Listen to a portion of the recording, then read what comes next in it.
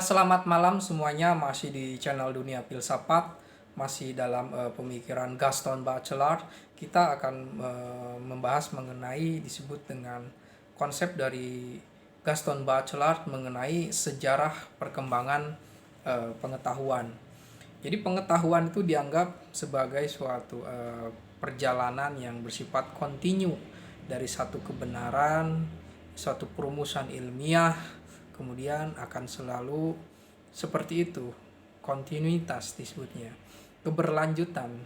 Jadi suatu pengetahuan itu akan selalu saling keterkaitan, tidak ada opsi lain misalnya ada suatu perubahan di sana.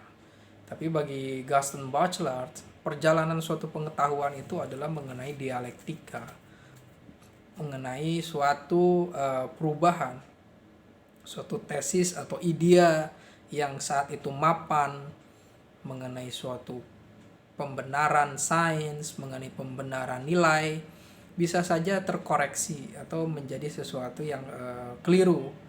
Maka itu terjadi diskontinuitas.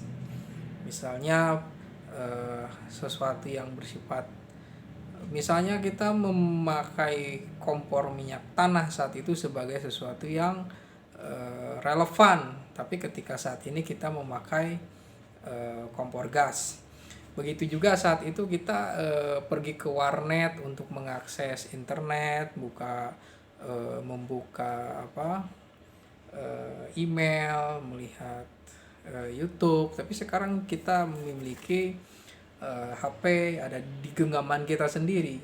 Begitu juga zaman dulu misalnya kita memakai kuda, tapi seiring dengan waktu ada mobil, ada pesawat, semuanya itu adalah sesuatu yang bersifat perubahan. Misalnya di dalam teori sains juga ada, misalnya ada teori tentang apakah bumi ini geosentris atau ternyata adalah heliosentris. Dan ternyata adalah matahari sebagai pusat putaran dari alam semesta, dan bumi mengelilingi matahari, bukan kita sebagai pusat. Nah, di sini adalah intinya adalah suatu ide itu akan mengalami suatu patahan epistemologis, kata Louis Althusser, tapi kata Gaston Bachelard itu kita akan mengalami keterlepasan epistemologis, dan itu akan bersifat diskontinuitas. Karena bersifat diskontinuitas itu adalah berbicara mengenai perubahan yang berkelanjutan, maka perubahan itu akan bersifat revolusioner. Karena bersifat revolusioner, maka kita bisa menetapkan suatu pengetahuan yang baru. Nah, suatu kebaruan ini harus ditunjang oleh suatu imajinasi.